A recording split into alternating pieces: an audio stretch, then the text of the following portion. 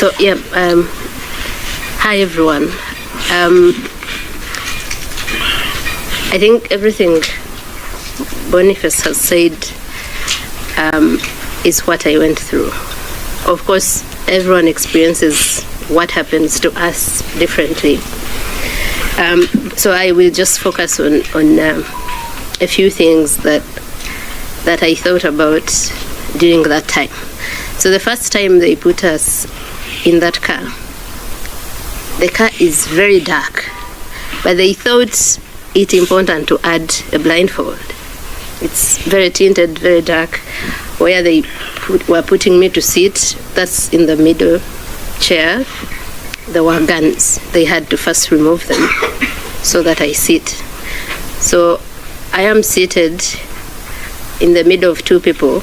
The one woman on that squad and another man. Boniface is behind, also in the middle of two people, and there's another two people in front, so 6 people. So they blindfolded me, and I felt like I was suffocating. It was as if they have covered my nose, my mouth, and I couldn't breathe. I'd never been blindfolded my whole life. What's funny is that I thought that they would come. I knew that they would come. I just didn't know it would come in Tanzania. I have lived looking over my shoulders in Uganda, where I have made so many powerful enemies because of my work. So it was strange that the day I had dreaded, that I had known would come someday, was coming in Tanzania, where I hadn't done absolutely anything, not even go on the street protest, which is also right, but at least they could have that excuse. They picked me from a hotel I was in. The hotel, which was shocking, was very happy to give them everything, access to our rooms. You know, like it looked normal to them. The lawyers we went with, and it was good that we knew what was happening in Tanzania. It was good to appreciate, because I have never seen where lawyers cannot say anything. We left that police station. So we'd been detained at immigration office for about 4 hours. We were at a police station for another 1 hour. They dismissed the lawyers, and the lawyers came to tell me, they have told us, you are being detained overnight. We will find you here in the morning. And I'm asking them a question, on what charge? Because after 5 hours, we don't know what charge. When I was being questioned, questions moved from Bonnie's gadgets, and I said, I don't have them. You came to my room, the only property of Bonnie's, you saw it, you checked it. From Bonnie's gadgets to what are you doing in Tanzania? Okay, when did it become a crime to go to Tanzania? But I came here legally. My passport was stamped. There's no notice anywhere that has said Tanzania is not allowing nationals into its country. Why were you at Tundu Lissu's trial? Well, 1, I know Tundu Lissu. 2, I am a journalist. Part of your job is to be at a trial. 3, it was a public trial. I wasn't the only one there. It was a full court. How is it possible that I'm the only one here being questioned about that? Why didn't you bring everyone who was there? And many were evidently not Tanzanians. They were whites. Tundu Lissu's legal team introduced diplomats that were there and us that had come from East Africa to observe the trial. Then it became, so they are going through my passport. They had taken it from me, and they are being angered by my passport having so many visas. So that's where this whole narrative of whites have sent you to disorganize us came from. Why do you have so many visas? How do you travel to all these countries? Where do you guys make your money? I should be an activist too if it makes you guys live such a life. And so at some point I asked them, may I be told what question, what issue you have brought me here to address? Because it was moving from all over the place, and I think what Boniface didn't tell is that because they are used to not being challenged, questioned, or even answered, so they found 2 people and they called us arrogant. But it was confidence of, I haven't committed any crime. I know my rights. I haven't broken any law. So every time you're asking me a question, I am going to answer. And there are questions they would ask, and I would say, but how is this question related to why I'm here? Do you have children? I said, what have my children got to do with this? And like Bonnie said, so we are being questioned by so many people. That room had, I think the room at the immigration office had around 7 people. All of them, every time I say something, they jeer with so much anger. It was as if we had done something very personal to them. So up to the point where we go to the police station. And this is something I've wanted to emphasize. That is also very dictatorial, full of impunity. But I never thought that one day I'll see I've found a country that is worse, a government that is worse. So my shock was that we are in the hands of public officials. They picked us from the hotel. They told our colleagues, because the Elder General Ulimwengu asked the guy, I remember the first name being George, what's the issue? Why are you taking them? And they said, just for them to help us with some investigations, answer some questions. So the feeling was that let's not be accused of blocking any form of investigations. We have gone to answer the questions they have, however ridiculous, however disagreeable they are. But so these people know that the world, many people already know we are in their hands. We are taken to a police station. We're in the hands of a police officer. I am sure, like in any other East African country, even in Tanzania, the mandate of police officers, the core one, is to protect citizens and their property. So we are in the hands of people that are supposed to protect citizens. But this person, that guy that was, we later to learned his name to be Faustin Mafere, called thugs to pick us from a police station, from his custody, without a care of, I am untouchable. Not just here in Tanzania, but everywhere. So in Uganda, they kidnap people. They torture people also. It's not a secret. But at least they kidnap you from a street so that no one knows who exactly is responsible for this. And many times they would deny, no, we don't know where he is or where she is. Here, the public officials were not afraid at all of being the ones to call thugs, to send us to thugs to do what they did to us. And for me, that's a level of impunity that I cannot fathom, that we are at that stage where people, of course, when I was still shocked, I saw members of parliament also saying Martha Karua should have been raped or sent back home on oxygen, and they were openly in parliament. If that doesn't scare East Africans, that we are at that barbaric level, and for them sexual violence is a go-to thing, like it's the first thing they think of. So anyway, so when we were taken, what they did to Boniface is exactly what they did to me. They get me out of the car. After they took Boniface, they had increased the volume of the gospel music they were playing. At first, I didn't know why, but I had Boniface screaming, and I knew they were trying to block that, me from hearing that. So they violently picked me out of that vehicle, and they also ordered me to strip naked. Now, I was afraid. Many people think I don't get afraid. I mean, I know people who say it seems fear is not in Agatha's DNA, but I was afraid. I first got afraid when they blindfolded us.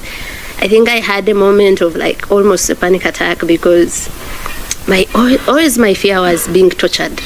I always thought, I wish the day they get me, I have like poison and I swallow it so that I don't go through so much pain, so much humiliation.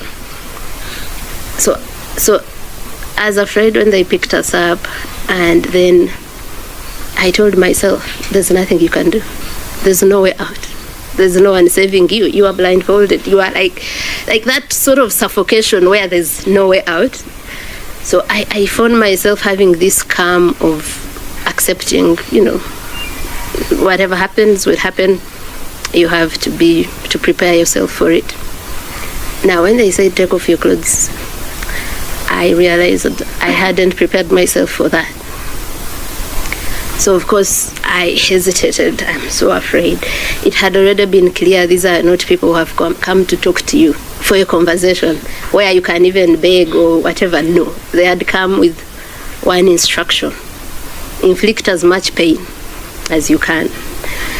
So before I say anything, there's one. I remember the first blow was on my back because I didn't undress immediately. And after that blow, they started taking off the clothes themselves, as forcefully, as violently as you imagine, because they're taking off and you're even about to fall down, because I had a jumper that is very tight in the neck, so by the time they get it out and everything, they take everything off. So there are layers of vulnerability. That is like the topmost. You're already in the hands of criminals, clearly. You're already blindfolded. Now you've been stripped naked. You don't know what's happening. You don't know what's in front of you in your, complete nakedness and all. So yeah, they tie me up. They first handcuff me, but before handcuffing me, they put my jumper that I was wearing to put the handcuffs on top. But still, it still left marks anyway.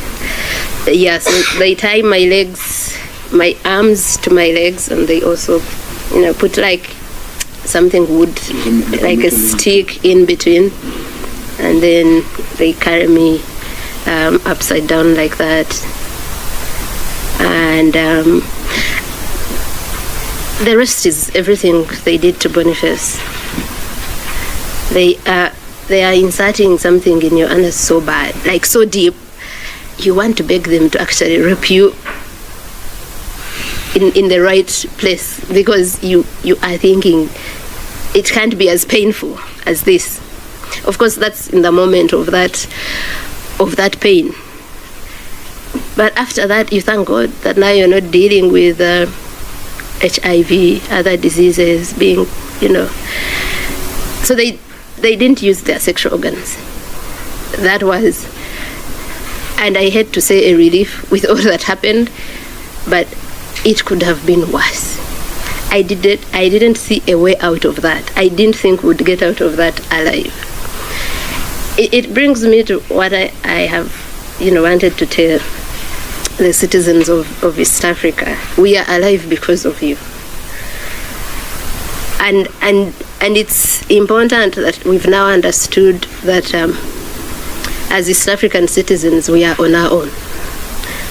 We are on our own, and we were saved by you, ordinary people. No guns, no office, no money, no nothing. The noise everyone made. They had thought it would be like those Tanzanians that they kidnap and torture and kill. And it goes quietly. No one knows them. So I think when he's talking about his government letting him down, at least they pretended and put out a statement. Mine didn't. Because for our governments, it was good riddance. Someone else is getting rid of our headaches. Why would they care about that? But the people of East Africa who have now understood that we only have each other.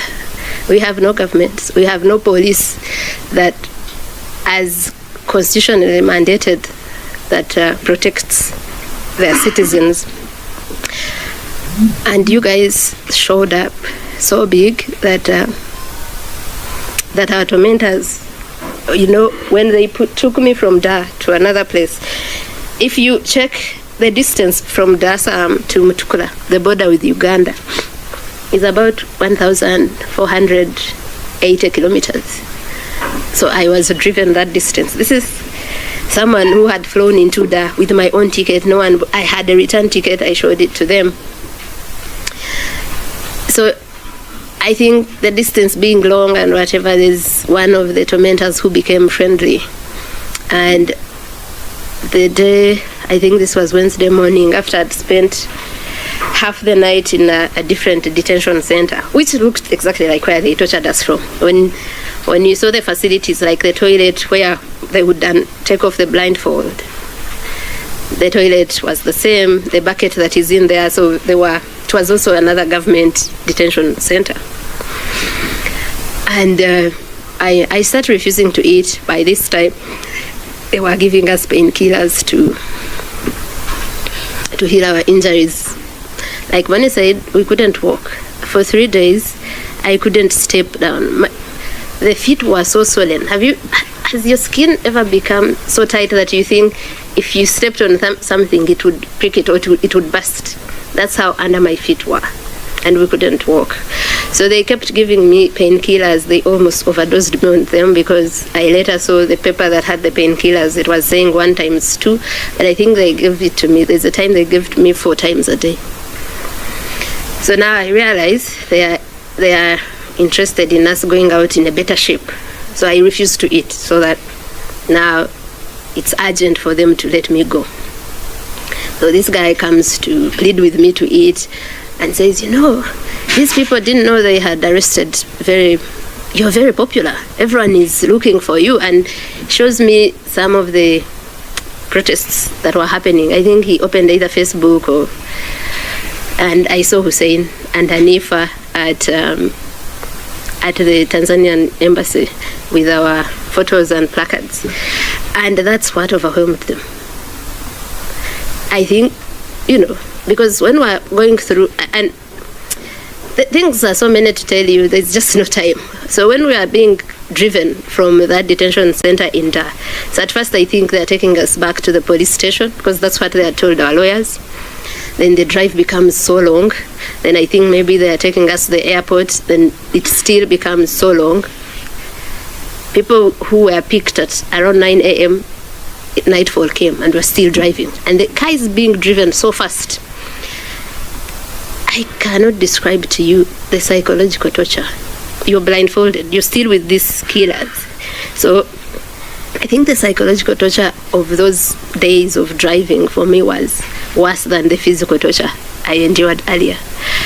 Because I kept thinking they are going to throw us in the park to be eaten by animals. Or sometimes I would hear as if the ocean is roaring near us, and I would think they would throw me in the ocean.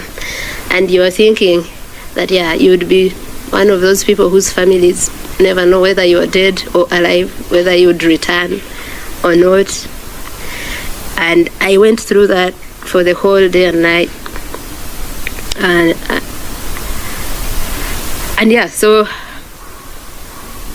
we're saved by ordinary people. And it's from ordinary us East Africans that justice will come. I think when everyone would ask, can we help you with something? Do you need something? Especially those that are powerful. The diplomatic community, I found so many messages on my phone from some of them in Uganda, and I would say, the only thing I want is justice. It's what kept me going in that situation. I was feeling so much pain, and that whole night I asked, but what did we do to deserve this? What's the point to this pain?